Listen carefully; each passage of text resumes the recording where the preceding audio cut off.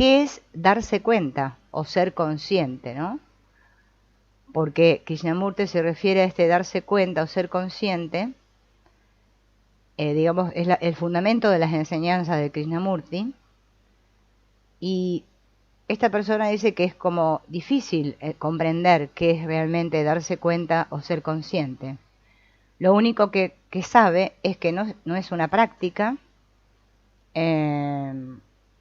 no es un ejercicio, ni un sistema, ni una disciplina, ni una rutina.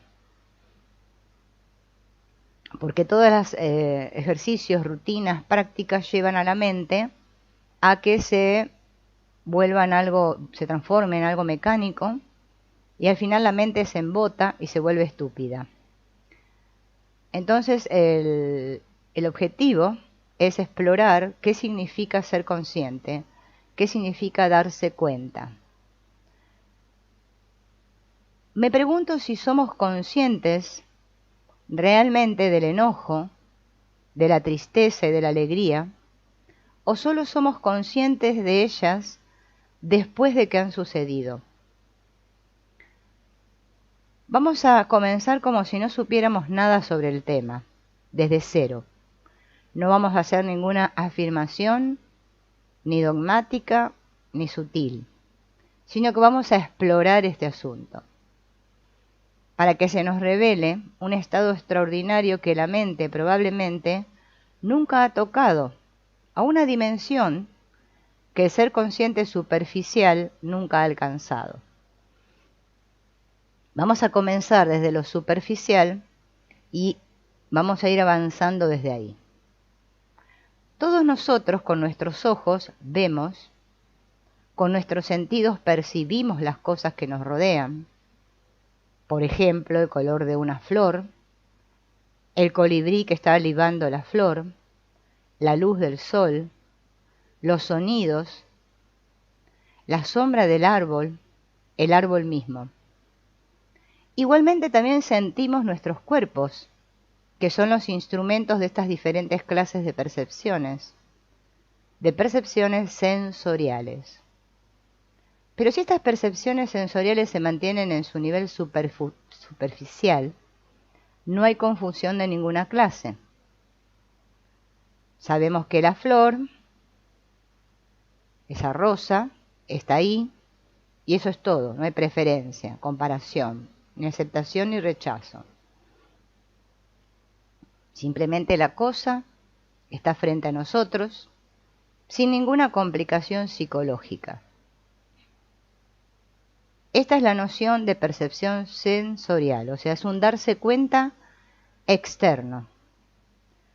Esa percepción sensorial, mediante el uso de todos los instrumentos de la tecnología moderna, podríamos extenderla hasta las estrellas, hasta las profundidades del mar y hasta las remotas fronteras de la observación científica.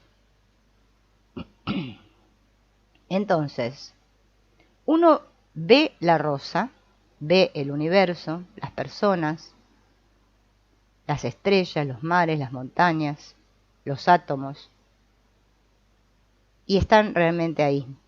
Ahora bien, el siguiente paso es lo que uno piensa acerca de esas cosas o lo que siente en relación con ellas. Es decir, la respuesta psicológica a las mismas, y a eso le llamamos pensamiento o emoción. Por lo tanto, el ser consciente externamente es una cosa simple. La puerta está ahí, pero la descripción que le doy a la puerta no es la puerta. Y cuando uno se implica emocionalmente en la descripción, deja de ver la puerta. Esta descripción puede consistir en una palabra, en un estudio científico o en una respuesta emocional fuerte, pero nada de eso es la propia puerta. La descripción nunca es lo descripto. Aunque estemos ahora describiendo algo, nuestra descripción nunca es la cosa en sí. Por eso es necesario que tengamos esto claro. No confundir la palabra con la cosa descrita. La palabra nunca es lo real. y fácilmente nos desorientaremos cuando abordemos el siguiente paso de lo que representa ser consciente, porque lo convertiremos en algo personal y a través de las palabras nos volveremos emocionales. De modo que existe la percepción externa del árbol, del pájaro, de la puerta, y también existe nuestra respuesta a esa percepción, la cual es pensamiento, sentimiento y emoción. Si somos conscientes de nuestra respuesta, podemos decir que eso es un segundo paso más profundo del ser consciente, o sea, tenemos el ser consciente de la rosa y el ser consciente de la reacción o de la respuesta a la rosa. Pero con frecuencia no somos conscientes de esta respuesta. En realidad, es el mismo estado de darse cuenta el que ve la rosa y el que ve la respuesta. Es un único movimiento y es erróneo hablar de ser consciente solo de lo externo, de lo interno, porque cuando hay un darse cuenta visual de la rosa o del árbol o de la puerta, sin ninguna explicación psicológica, no existe una división en esa relación. Sin embargo, si hay una respuesta psicológica en torno del árbol, esa respuesta es una respuesta condicionada. Es una respuesta de la memoria, de las experiencias pasadas. Y esa respuesta de la memoria, de las experiencias pasadas, produce una división en la relación. Cuando nos relacionamos es el inicio de lo que llamamos el yo y el no yo. Así es como se estructura nuestra relación con el mundo. De esa forma se establece lo individual y lo colectivo. No vemos el mundo tal cual es, sino que lo vemos según las diferentes formas de relacionarse que tiene el yo, el cual es memoria. Esta división es la vida y el florecimiento de lo que llamamos nuestro ser psicológico. Y de aquí surgen todas las contradicciones y divisiones. En el darse cuenta del árbol no hay evaluación, pero cuando surge una respuesta al árbol, cuando se juzga con agrado o desagrado, entonces a partir de ese darse cuenta se establece una división, yo y el no yo. El yo es diferente de lo observado, y el yo al relacionarse responde según los recuerdos y experiencias del pasado. ¿Puede haber un darse cuenta, una observación del árbol sin que surja ningún juicio? Y si surge, ¿es posible observar la respuesta, las reacciones sin ningún juicio?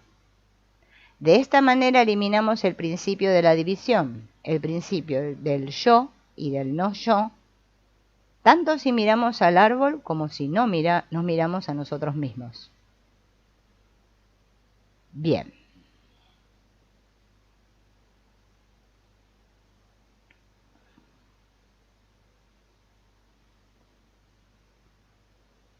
Por lo tanto, cuando miramos el hecho, no está el yo, que es tan solo la descripción. En la percepción de cualquier hecho, no está el yo. De modo que, o bien está el yo, o está el percibir. No pueden existir ambos, porque el yo es el no percibir, el yo no puede percibir, no puede ser consciente. Entonces, cuando sí, yo soy consciente de yo, observando un no yo, ahí, como dice él, se produce la división. Bien.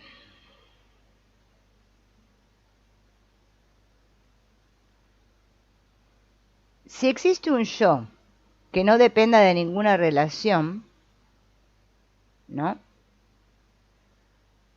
Es una respuesta condicionada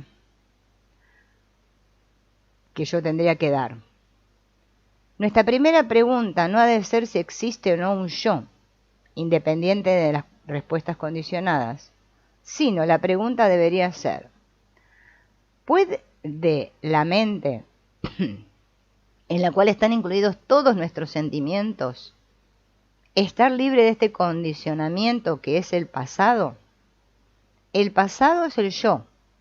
No hay yo del presente, y mientras la mente funcione en el pasado existirá el yo.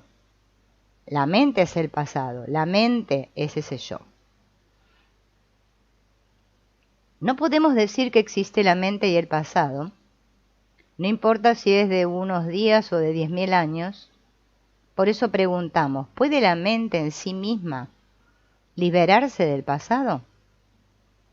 En primer lugar está el darse cuenta de lo externo, luego el darse cuenta de la respuesta condicionada. Después viene el darse cuenta de que la mente es el pasado, de que la mente es la respuesta condicionada, y finalmente está la pregunta de si la mente misma puede liberarse del pasado. Por lo tanto, darse cuenta de todo eso es una acción unitaria, porque no hay conclusiones. Cuando decimos que la mente es el pasado, eso no es el resultado de una conclusión verbal, sino la percepción real de un hecho. Los franceses tienen la palabra constatation para expresar esa percepción de un hecho. Entonces, cuando preguntamos si la mente puede estar libre del pasado, ¿es el yo, el sensor, que es el propio pasado el que hace la pregunta? ¿Quién hace la pregunta? ¿La hace esa entidad que es la resultante de muchísimos conflictos, recuerdos y experiencias? ¿O surge la pregunta por sí misma como consecuencia de la percepción del hecho? Si el observador es el que hace la pregunta, el observador está tratando de escapar del hecho que es el mismo, porque dice, he vivido durante mucho tiempo con dolor, con dificultades, con sufrimiento, y desearía ir más allá de esta constante lucha. Si ese es el motivo de la pregunta, está buscando escapar hacia algún refugio. Por consiguiente, o bien uno se enfrenta al hecho o huye de él. Y tanto la palabra como el símbolo constituyen una huida. De hecho, solo el hacer esa pregunta es un escape. Seamos conscientes de si esa pregunta es o no un escape, porque si es un escape, es parloteo. Pero si no existe un observador, hay silencio, lo cual es negar por completo la totalidad del pasado. ¿Cómo puedo eliminar el pasado en unos pocos segundos? Debemos tener presente que estamos hablando e investigando el hecho de darnos cuenta. Es decir, tenemos el árbol y la respuesta condicionada al árbol, que es el yo relacionándose. El yo que es el mismo centro del conflicto. A partir de ahí, ¿es ese yo el que hace la pregunta, siendo, según hemos dicho, la estructura misma del pasado? Si la pregunta no es formulada desde la estructura del pasado ni formulada por el yo, entonces no hay intervención alguna del pasado. Pero si la estructura es la que hace la pregunta, está actuando con relación al hecho de lo que ella es en sí misma. Tiene miedo de sí misma y actúa para escapar de sí misma. No obstante, cuando la estructura no es la que formula la pregunta, deja de actuar con relación a sí misma. Existe el árbol. Está la palabra que es la respuesta al árbol, la cual es el sensor o el yo, que viene del pasado, y seguidamente surge la pregunta. ¿Puedo escapar de todo este torbellino y agonía? Si es el yo el que hace la pregunta, está perpetuándose a sí mismo. Por lo tanto, al darme cuenta de eso, dejo de formular la pregunta.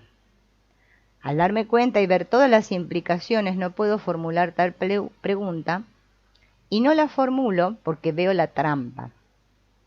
Por consiguiente, podemos darnos cuenta de que toda esa percepción es superficial. Ese darse cuenta es lo mismo que solo ve el árbol. Debemos tener cuidado y tener muy claro que estamos haciendo esta pregunta sin ningún motivo.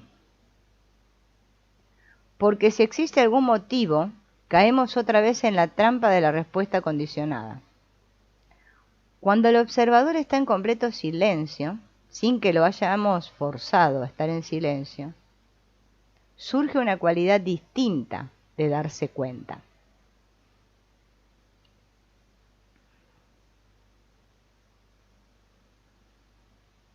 Si estuviera en el otro margen de la orilla, no haríamos ninguna pregunta. Pero si estamos en esta orilla, de este lado, de modo que me tengo que dar cuenta de esta orilla con toda su estructura, sus trampas, ¿por qué tratar de escapar de esas trampas? Sería caer en otra trampa. El darnos cuenta nos ha revelado la naturaleza de la trampa, y por lo tanto de ahí surge la negación de todas las trampas. Ahora, la mente está vacía del yo y de las trampas. Esa mente tiene una cualidad distinta, una dimensión diferente del darse cuenta. En este darse cuenta uno es consciente de que se da cuenta.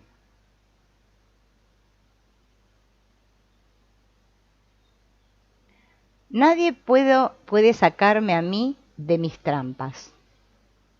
Ningún gurú, ningún maestro, ninguna droga, ningún mantra, nadie.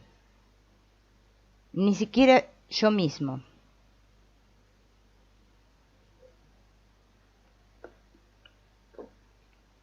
Todo lo que tengo que hacer es darme cuenta, desde el principio hasta el fin, no distraerme en el medio del camino, porque en esa nueva cualidad de darme cuenta es atención. Y en esa atención no existe la frontera alguna establecida por el yo. Esta atención es la expresión más alta de la virtud y por tanto es amor. Es inteligencia suprema. Pero esa atención no puede existir si no somos sensibles a la estructura y a la naturaleza de estas trampas creadas por el hombre.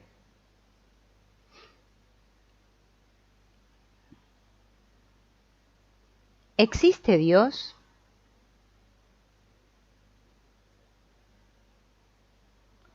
¿Es necesario creer para descubrir? Aprender es mucho más importante que saber. Aprender lo que es la creencia es terminar con la creencia. Y cuando la mente está libre de creencias, entonces puede mirar. Lo que nos ata es el creer o el no creer. Son el anverso y el reverso de la misma moneda. Por lo tanto, podemos descartar completamente la creencia positiva y negativa, porque el creyente y el no creyente son lo mismo. Si realmente hacemos esto, la pregunta de si Dios existe tiene un significado muy distinto. La palabra Dios, con toda su tradición, sus memorias, sus connotaciones intelectuales y sentimentales, no es Dios. La palabra no es lo real. Así pues, ¿puede la mente estar libre de la palabra? La palabra es la tradición, la esperanza, el deseo de encontrar lo absoluto, el esfuerzo tras lo supremo, el movimiento que da vitalidad a la existencia. Por eso la palabra en sí misma se convierte en lo supremo. Sin embargo, vemos que la palabra no es la cosa. La mente es la palabra y la palabra es pensamiento. Entonces, tenemos que deshacernos de la palabra. ¿Cómo podemos hacer eso? La palabra es el pasado, es la memoria. En un principio fue la palabra. La palabra también es el medio de comunicación y de identificación. Yo no soy mi nombre. Pero si yo no tengo un nombre y usted no tiene un nombre, yo no puedo preguntarle a usted. Y usted me pregunta si la mente puede estar libre de la palabra. O sea, ¿puede la mente estar libre de su propia actividad? En el caso del árbol, el objeto está ante nuestros ojos y por acuerdo universal la palabra se refiere al árbol. Pero en cuanto a la palabra Dios, no hay ninguna evidencia, de manera que cada persona puede crear su propia imagen con respecto a aquello de lo cual no hay constancia. El teólogo lo hace de una manera, el intelectual lo hace de otra manera, y tanto el creyente como el no creyente lo hacen mediante sus propias y diferentes modalidades. La esperanza engendra una creencia, y después trata de encontrarla. Pero esa esperanza surge de la angustia, de la amargura, de todo lo que vemos a nuestro alrededor en este mundo. Por lo tanto, la esperanza nace de la angustia, y ambas cosas son las dos caras de la misma moneda. Por el contrario, la falta de esperanza es el infierno, y este miedo al infierno refuerza la esperanza y da origen a la ilusión. Así que la palabra nos lleva a la ilusión, y en ninguna circunstancia nos lleva a Dios. Dios es la ilusión que adoramos, y el no creyente crea la ilusión de otro Dios al que también adora, como puede ser el Estado, alguna utopía o algún libro que según él contiene toda la verdad. Por eso nos preguntamos si uno puede estar libre de la palabra y de su ilusión. Si no existe la ilusión, ¿qué queda? Lo que es. Y si lo que es lo más sagrado, entonces la guerra, el odio, el desorden, el dolor, la avaricia y el saqueo son lo más sagrado. De ser así, no debemos hablar de ningún cambio. Si lo que es sagrado, entonces cualquier asesino, ladrón o explotador podría decir: no me toque, lo que estoy haciendo es sagrado. La propia sencillez de esta afirmación, lo que es lo más sagrado, nos induce a un grave error, porque no vemos la verdad que encierra. Si veo que lo que es sagrado, entonces no mataré, no promoveré guerras, no generaré esperanzas, ni explotaré. Pero si he hecho todas estas cosas, no puedo alegar inmunidad contra una verdad que yo he vulnerado. El hombre blanco le dice al negro amotinado: no interfieras, no incendies lo que es sagrado. En realidad no ha visto, porque si hubiese visto, el negro sería sagrado para él,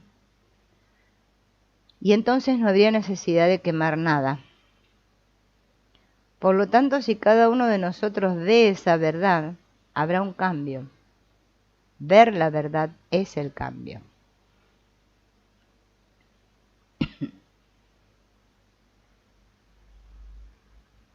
Entonces le preguntan: pero yo vine aquí para descubrir si existe Dios y usted me está confundiendo más.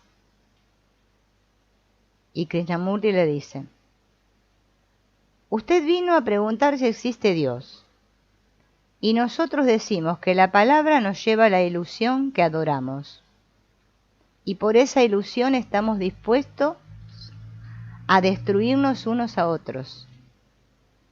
Pero cuando no hay ilusión, lo que es lo más sagrado. En cierto momento lo que es puede ser el miedo, una profunda angustia, una alegría pasajera, cosas que cambian constantemente. Y también existe el observador que dice: todo lo que está a mi alrededor cambia, pero yo sigo siendo permanente. Sin embargo, ¿es eso un hecho? ¿Es eso lo que realmente sucede? ¿No está el observador también cambiando? Es decir, sumando y restando de sí mismo, modificándose, ajustándose, llegando o no llegando a ser. De modo que tanto el observador como lo observado están en un constante cambio. Lo que es cambio. Eso es lo que es. Pero entonces, ¿es el amor cambiante? Si todo es un movimiento de cambio, ¿no es el amor también parte de ese cambio? Y si el amor es variable, ¿puedo entonces amar a una mujer hoy y mañana acostarme con otra? Esa es una pregunta, ¿no?, que le hacen.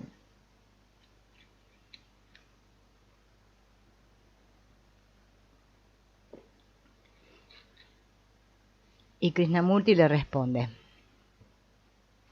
¿ese es su amor? ¿O está diciendo que el amor es distinto de su expresión? ¿O que usted le da más importancia a la expresión que al amor, creando así contradicción y conflicto? ¿Puede el amor quedar atrapado en la rueda del cambio? De ser así, entonces el amor también podría ser odio. El amor sería odio. Únicamente cuando no hay ilusión, lo que es lo más sagrado. Cuando existe la ilusión, lo que es Dios o cualquier otro nombre que queramos darle. Por lo tanto, no importa el nombre que le demos.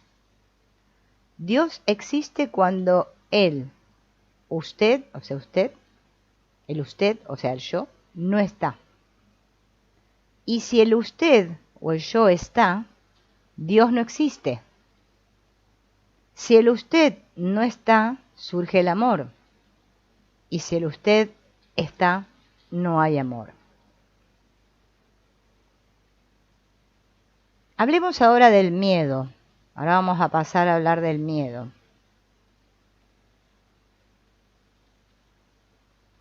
A ver. Comienza con una pregunta que le hacen, más que una pregunta, o sea, una fundamentación que dan, ¿no? Y esta persona dice: durante un tiempo tomé drogas, pero ahora estoy libre de ellas. Sin embargo, ¿por qué tengo tanto miedo de todo? Por las mañanas me despierto paralizado por el miedo. Apenas puedo levantarme de la cama. Tengo miedo de salir afuera de la casa y también tengo miedo de estar dentro. Mientras conduzco mi automóvil, súbitamente me asalta el miedo y paso todo el día sudando, nervioso, aprensivo, y al final del día estoy completamente exhausto. Algunas veces, aunque muy raramente, dejo de tener miedo mientras estoy en compañía de unos amigos íntimos o en la casa de mis padres. Entonces me siento tranquilo, contento y relajado. Mientras venía hoy en mi automóvil tenía miedo de reunirme con usted, pero según subía por la carretera y caminaba hasta la puerta, de repente perdí el miedo y ahora estoy sentado en esta agradable y tranquila habitación.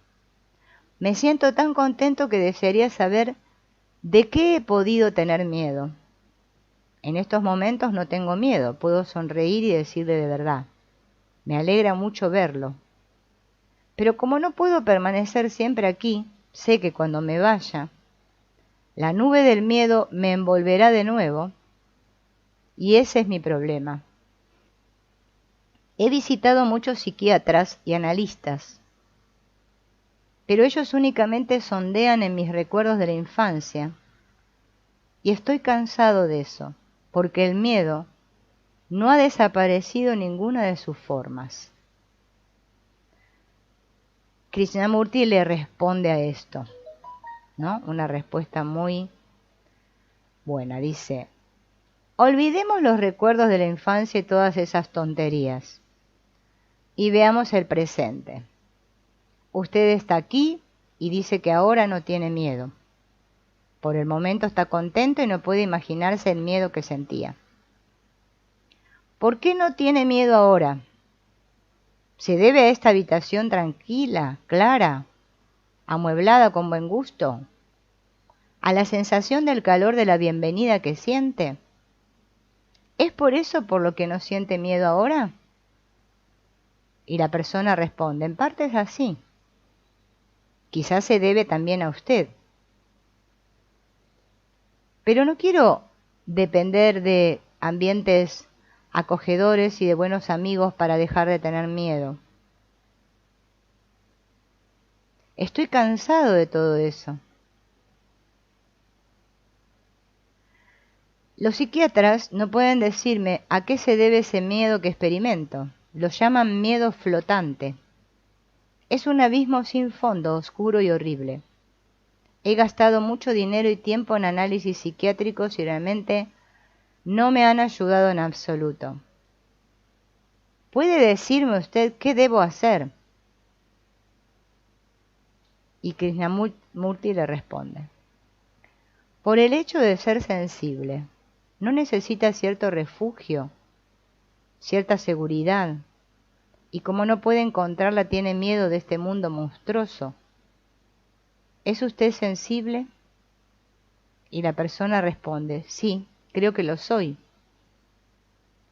No me gusta el ruido, el bullicio, la vulgaridad de esta vida moderna, ni el énfasis con que hoy en día y en todas partes nos presentan el sexo, así como tener que luchar abriéndome paso para obtener una pequeña y detestable posición.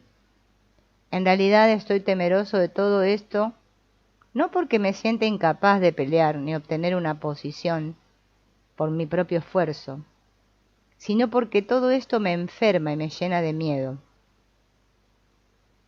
Y dice Krishnamurti, la mayoría de la gente sensible necesita un refugio tranquilo, un ambiente amigable y acogedor. Puede ser que ellos mismos lo generen o dependan de otros que puedan ofrecérselo. La familia, la esposa, el marido, el amigo. ¿Tiene usted algún amigo así? Y la persona dice, no. Siento miedo de tener un amigo de esa clase, de depender de él. Y Krishnamurti le dice, de modo que la cuestión es, siendo sensibles, necesitamos cierto refugio y dependemos de otros para que nos ofrezcan esa protección.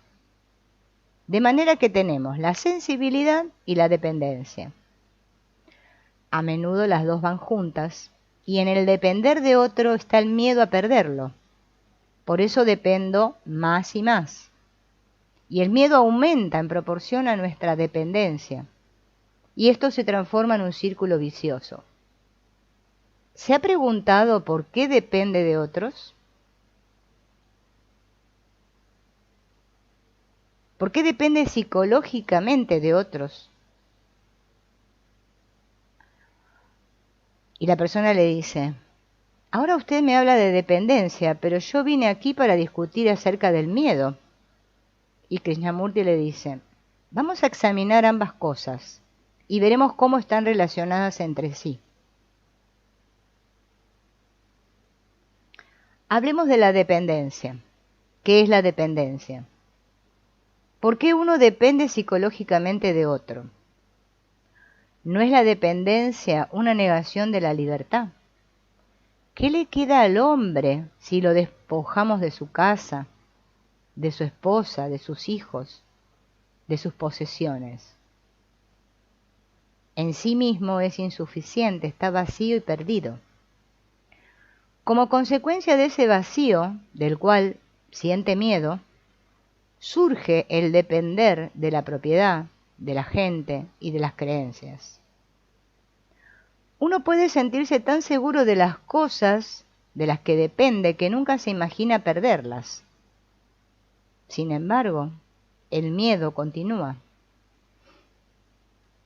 Por lo tanto, debemos tener muy claro que cualquier forma de dependencia psicológica inevitablemente engendrará miedo, aun cuando las cosas de las que uno depende puedan parecer indestructibles. El miedo surge de esta insuficiencia, pobreza y vacío internos. Entonces, ¿se da cuenta? de que ahora tenemos tres planteamientos: la sensibilidad, la dependencia y el miedo. Los tres están relacionados entre sí. Consideremos la sensibilidad. Cuanto más sensibles somos, más dependemos. A menos que uno comprenda cómo ser sensible sin sentir dependencia, cómo ser vulnerable sin sentir agonía. Veamos ahora la dependencia. Cuanto más dependamos, mayor será nuestra indignación y más sentiremos la necesidad de ser libres. Esa necesidad de libertad estimula el miedo, porque esa necesidad es una reacción, no es la libertad de la dependencia. Entonces esta persona le pregunta, ¿no?, a Krishnamurti: ¿usted depende de algo?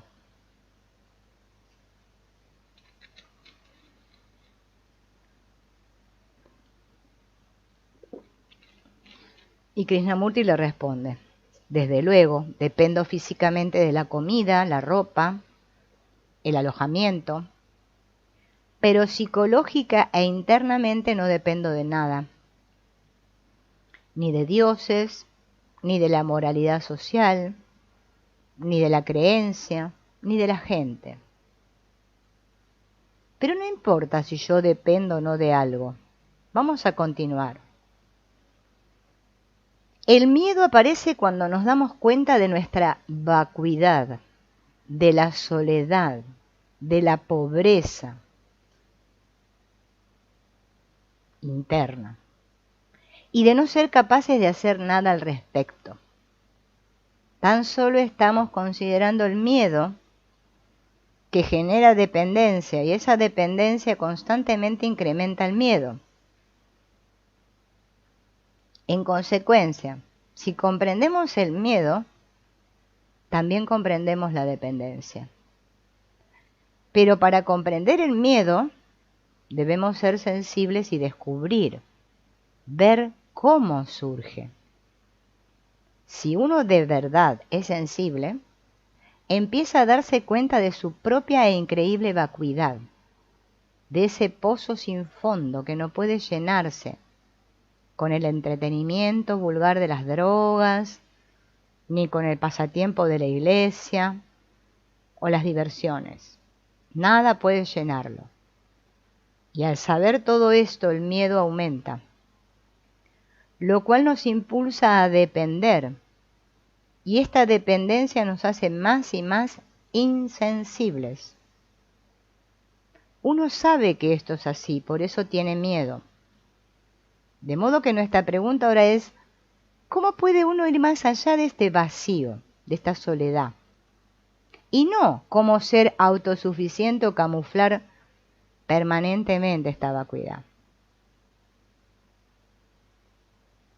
Pregunta: ¿por qué dice que no se trata de cómo ser autosuficiente? Y Krishnamurti responde: porque si uno es autosuficiente, deja de ser sensible. Se vuelve engreído, cruel, indiferente y se aísla.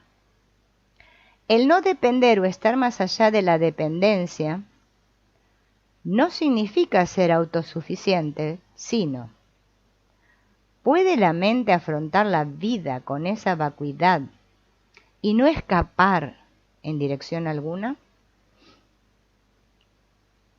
Y la persona dice: me enloquecería pensar que debo vivir siempre con ella. Y Krishnamurti le contesta: cualquier movimiento que nos aparte de esa vacuidad es un escape.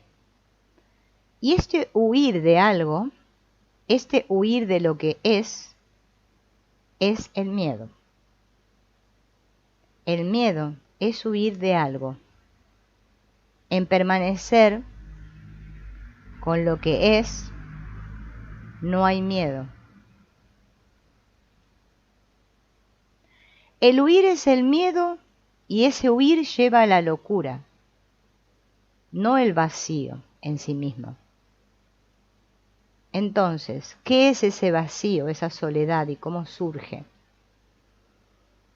Surge de la comparación y la medida. Si me comparo con un santo, con un maestro, con un gran músico, con el hombre que sabe, que ha llegado, me veo a mí mismo inferior, insuficiente. No tengo talento, soy imperfecto, no me he realizado. Yo no soy y ese hombre es. Por lo tanto, de la medida y de la comparación surge la enorme cavidad del vacío y de la nada.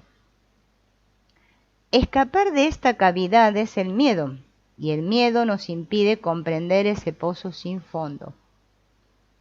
Es una neurosis que se nutre de sí misma, con lo cual tenemos nuevamente que la medida y la comparación son la esencia misma de la dependencia. Entonces la persona le pregunta, existe la dependencia, pero ¿es posible no depender? Sí, creo que es posible. Entonces tengo el miedo. Es posible no escapar del vacío bajo ninguna forma, lo cual quiere decir no escapar mediante el miedo. Sí, creo que es posible. Eso significa permanecer con el vacío, pero ¿es posible afrontar ese vacío sin escaparme a través del miedo? Sí, creo que es posible. Y finalmente, ¿es posible no medir, no comparar? Uno ve que ese vacío surge de la comparación. Ve que la dependencia y el miedo surgen de ese vacío. Así que tenemos la comparación, el vacío, el miedo y la dependencia. Ahora bien, ¿puedo realmente vivir sin la comparación y sin la medida? Y Krishnamurti dice, no olvidemos que uno tiene que medir para colocar una alfombra sobre el piso. Y la persona le dice, sí, lo que quiero decir es que puedo vivir sin la comparación psicológica. Y Krishnamurti le dice, ¿sabe lo que significa vivir sin comparación psicológica? Cuando toda su vida ha estado condicionado para comparar, en la escuela, en la universidad, cuando juega, todo ha sido comparación. ¿Sabe lo que eso significa? Vivir sin comparar. Significa no depender, no ser autosuficiente, no buscar ni pedir. Por lo tanto significa amar, porque el amor no compara y por eso el amor no tiene miedo. El amor no es consciente de sí mismo como amor, porque la palabra no es la cosa. Y entonces, ¿cómo vivir en este mundo?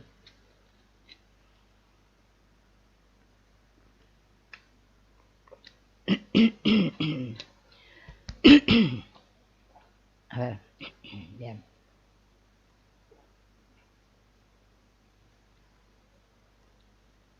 El asunto, dice Krishnamurti, no es convertir todo esto en un problema. Cuando algo se convierte en un problema, ¿qué pasa? Quedo atrapado en buscar una solución. Y entonces el problema se transforma en una jaula, una barrera que impide que yo explore y comprenda. Si planteamos la cuestión con el propósito de no sucumbir a la sociedad en la cual vivimos, ni de encontrarle un sustitutivo, o bien para tratar de escapar de la misma aun cuando vivamos en ella, eso nos va a llevar a una vida contradictoria e hipócrita. En esta cuestión está implicado también el negar por completo la ideología. Si uno está realmente inquiriendo, no puede empezar con una conclusión, porque todas las ideologías son una conclusión. Así que debemos empezar averiguando qué significado tiene para nosotros vivir. A ver, yo le pregunto a usted, ¿qué significa para usted vivir? Y la persona dice, no sé qué hacer ni cómo vivir. He perdido la fe en todo. Veo que nadie hace nada. Confronto todo esto y no sé qué hacer. Así que desconozco por completo cómo vivir. Y no quiero vivir en medio de tal confusión. Y Krishnamurti le pregunta, ¿qué es lo que busca? ¿Una vida diferente o una nueva vida que surja de comprender la vieja? Si desea vivir una vida diferente sin comprender el origen de esta confusión, va a vivir siempre en la contradicción, en el conflicto, en la confusión. Y eso no es en absoluto una nueva vida. Entonces, ¿está pidiendo una nueva vida o pide la continuidad modificada de la vieja? ¿O bien quiere comprender esa vieja vida? Y la persona dice, no estoy nada seguro de lo que quiero, pero empiezo a ver lo que no quiero. Bien, dice Krishnamurti, lo que no quiere se basa en una clara comprensión o se basa en su placer y su dolor. ¿Está juzgando, impulsado por su rebeldía, o ve la causa de este conflicto, de esta desdicha, y como consecuencia de verla la rechaza? No, dice la persona, yo lo que quiero es vivir una vida diferente, y no sé lo que eso significa. Tampoco sé lo que busco. Estoy muy desorientado. Y Krishnamurti le dice, su pregunta básica es cómo vivir en este mundo. Antes de investigarlo, veamos primero lo que es este mundo.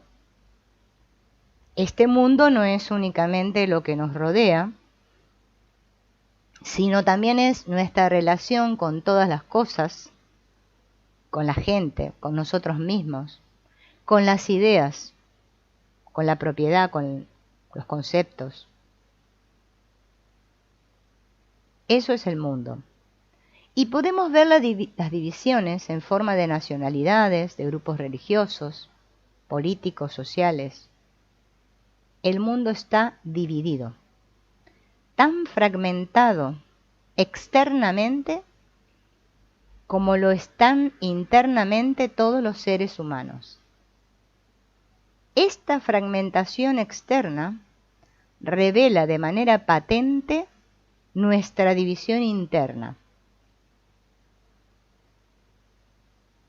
Entonces la persona dice, de acuerdo, veo muy claramente esta fragmentación y también empiezo a ver que el ser humano es el responsable.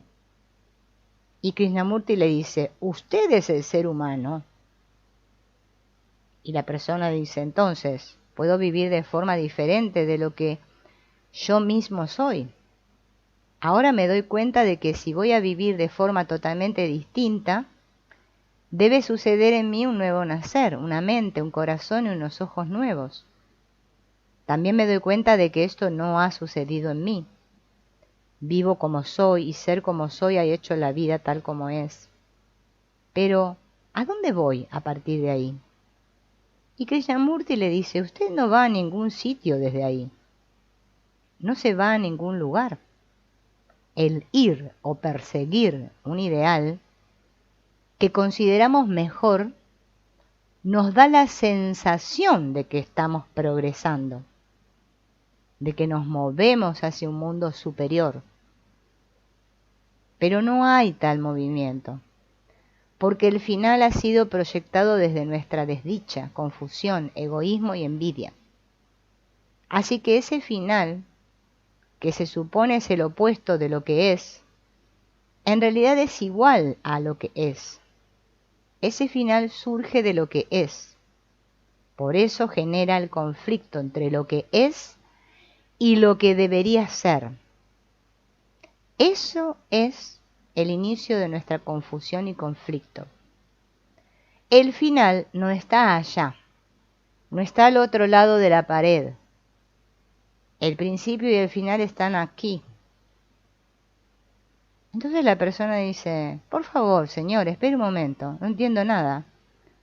Me está diciendo que el ideal de lo que debe ser es el resultado de no comprender lo que es. Me está diciendo que lo que debe ser es lo que es y que el movimiento de lo que es a lo que debería ser no es realmente ningún movimiento.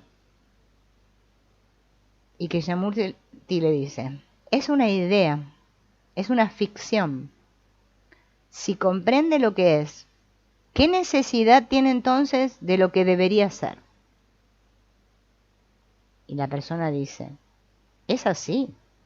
Yo comprendo lo que es, comprendo la bestialidad de la guerra, el horror de matar, y porque lo comprendo tengo este ideal de no matar.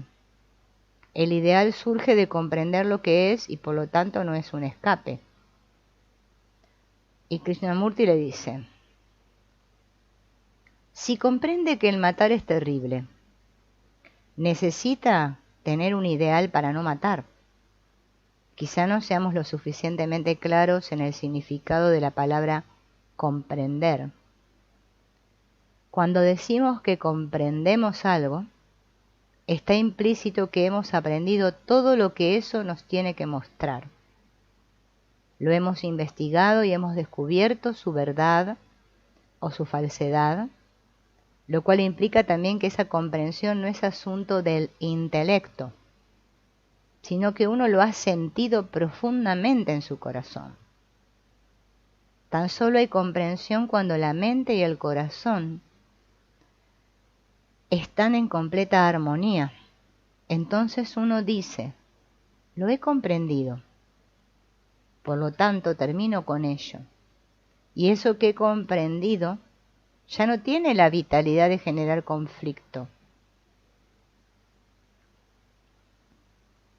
Entonces la persona dice,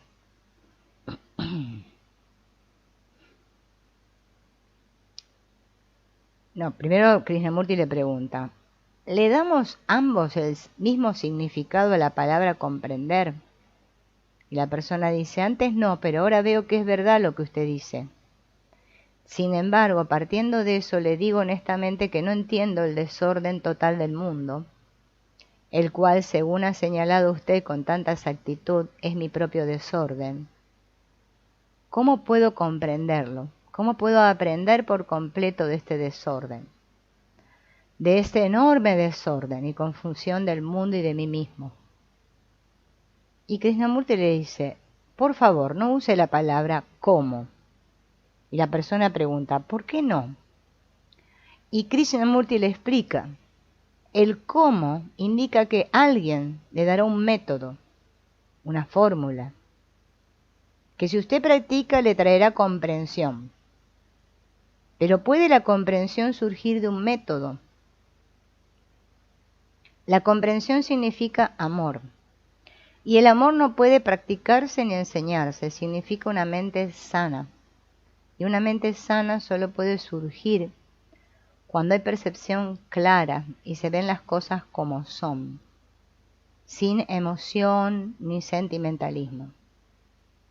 Nadie puede enseñar estas dos cosas, sea un sistema inventado por uno mismo o por otro.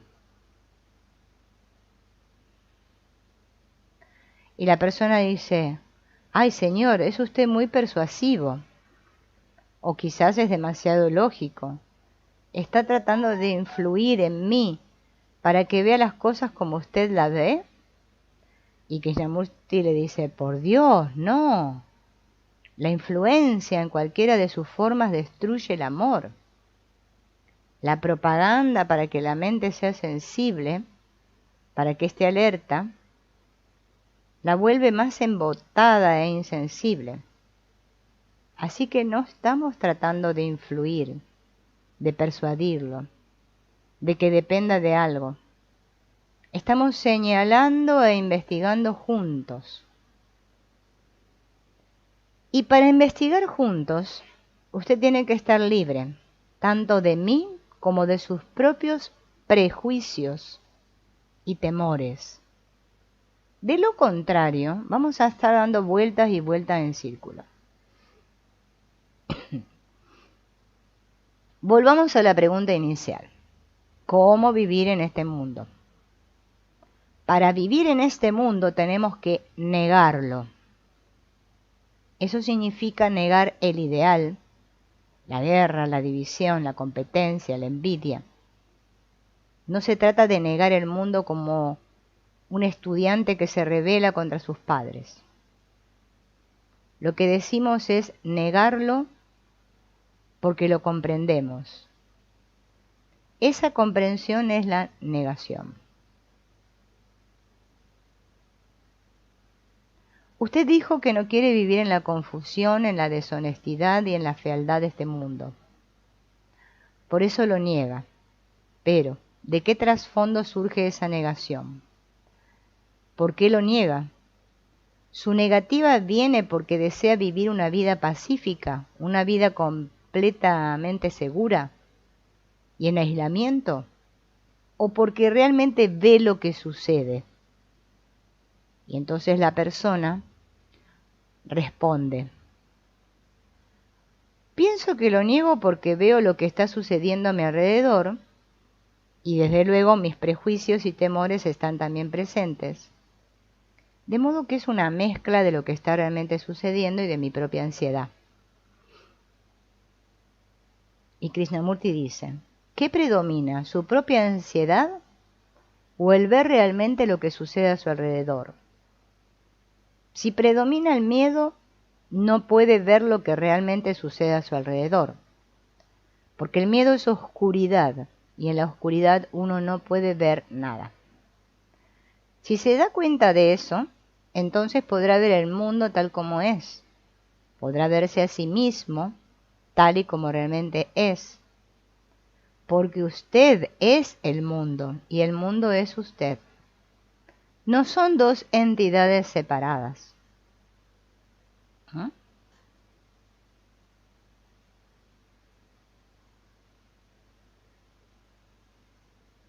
Bien. Es evidente que el resultado del egoísmo humano ha generado la sociedad en la cual vivimos, una aceptación legal de lo que somos. Eso es obvio. No sentimos que eso es así. No amamos. Por lo tanto existe la división entre yo y el mundo.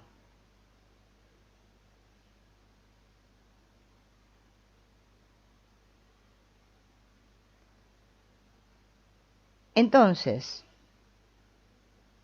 ¿debemos vivir siempre en el pasado? ¿Debe toda actividad y relación surgir del pasado? ¿Es vivir depender de la complejidad de los recuerdos del pasado? Eso es todo lo que sabemos, el pasado modificando al presente y el futuro como resultado de ese pasado actuando a través del presente. Por consiguiente, el pasado, el presente y el futuro todos son el pasado, y ese pasado es lo que nosotros llamamos vivir. La mente es el pasado, el cerebro es el pasado, los sentimientos son el pasado, y la acción surge de ellos, ¿no? Y se le llama actividad positiva de lo conocido. Todo este proceso, todas las relaciones y actividades, tal como las conocemos, constituyen nuestra vida. Por eso cuando alguien pregunta ¿cómo debo vivir en este mundo?, lo que en realidad le interesa es un cambio de prisión. No, dice la persona, no es lo que quiero decir. Lo que digo que es, que veo que muy claramente que el proceso de mi pensar y actuar es el pasado, actuando a través del presente hacia el futuro. Y eso es un hecho, con lo cual a menos que haya un cambio en esta estructura me doy cuenta de que estoy preso, de que pertenezco a ella y de ahí surge la inevitable pregunta: ¿cómo puedo cambiar? Y Krishnamurti dice: para vivir sanamente en este mundo, tiene que haber un cambio radical en la mente y en el corazón. Y pregunta a la persona, pero ¿qué entiende usted por cambio? ¿Cómo puedo cambiar si todo lo que hago es el movimiento del pasado? Tan solo puedo cambiar por mí mismo, nadie puede hacerlo por mí. No entiendo lo que significa cambiar. Entonces Krishnamurti dice, por lo tanto la pregunta ¿cómo vivir en este mundo? Se ha convertido ahora en ¿cómo voy a cambiar?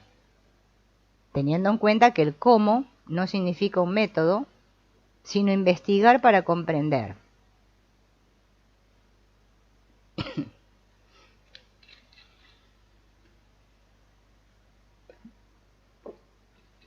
Y bien, ¿qué es cambiar? ¿Existe en realidad un cambio o solo podemos preguntar si existe algún cambio después de que se haya producido un cambio y una revolución total? Vamos a descubrir el significado de la palabra cambio. Cambio implica un movimiento de lo que es a algo distinto. ¿Es ese algo distinto meramente un opuesto o pertenece a un orden por completo diferente? Si es simplemente un opuesto, en realidad no es algo distinto, porque todos los opuestos son dependientes entre sí, como sucede con el calor y el frío, lo alto y lo bajo. Lo opuesto está contenido y establecido por su propio opuesto. Solo existe en la comparación. Y las cosas comparables son diferentes expresiones de la misma esencia, por lo tanto son similares. Así que cambiar a un opuesto no es ningún cambio. Incluso cuando parece que voy hacia algo diferente y tengo la sensación de que estoy realmente haciendo algo, es una ilusión. ¿Es posible generar en nosotros el inicio de un nuevo orden que no tenga ninguna relación con el pasado? En esta investigación el pasado es irrelevante, es trivial, porque no tiene ningún nexo con el nuevo orden. El pasado parece que sea el único punto a considerar porque es la única cosa que ocupa nuestras mentes y corazones. Es lo único importante para nosotros. Pero, ¿por qué le damos tanta importancia? ¿Por qué es tan importante este pequeño espacio? Si uno está totalmente inmerso en el pasado, si está por completo comprometido con él, entonces nunca prestará atención al cambio. Tan solo el hombre que no está totalmente comprometido es el único que es capaz de escuchar, de inquirir y de preguntar. Y únicamente entonces se dará cuenta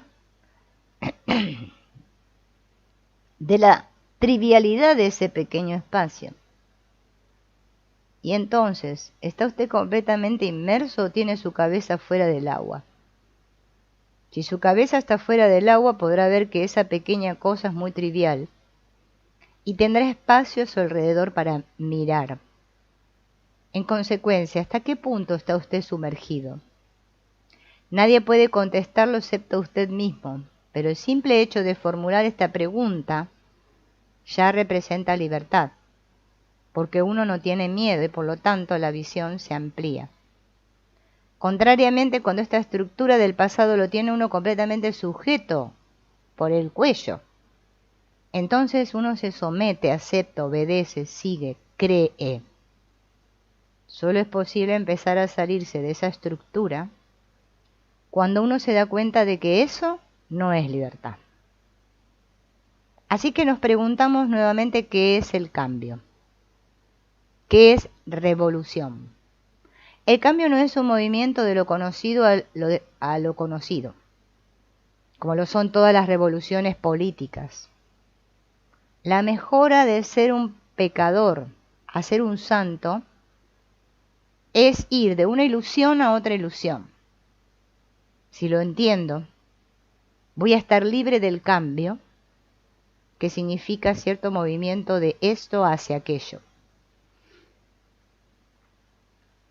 Entonces la persona le dice, no sé si lo he comprendido realmente. ¿Qué debo hacer con el enojo, la violencia, el miedo cuando surjan en mí? ¿Debo dejarlos a su libre albedrío? ¿Cómo debo afrontarlos? Sin duda debe haber un cambio ahí. De lo contrario, seguiré siendo lo que siempre he sido. Y Krishnamurti le pregunta, ¿tiene claro que estas cosas no pueden trascenderse a través de sus opuestos? Si es así, lo único que tiene es la violencia, la envidia, la ira y la avaricia. La reacción de cambiar surge como resultado de ese reto al cual le damos un nombre. Y al darle un nombre a esa reacción, la reinstalamos en el viejo patrón. Pero si no la nombra, lo cual significa que uno no se identifica con ella, entonces esa reacción es algo nuevo y por sí mismo desaparece. Nombrarla es lo que fortalece y le da continuidad, lo que constituye todo el proceso de pensar. Entonces la persona dice, me siento acorralado y me veo tal como soy, lo trivial que soy. A partir de ahí, ¿qué viene después? Y Krishnamurti le dice, cualquier movimiento que surja de lo que soy fortalece lo que soy. Por consiguiente, el cambio es ningún movimiento. Intentar cambiar es negar el cambio. Y tan solo ahora puedo formular la pregunta, ¿existe realmente el cambio? Esa pregunta únicamente puede formularse cuando todo el movimiento del pensar ha cesado, porque debemos negar el proceso del pensar para que surja la belleza del no pretender cambiar. En la completa negación de todo movimiento del pensar que quiere escapar de lo que es, está la terminación de lo que es.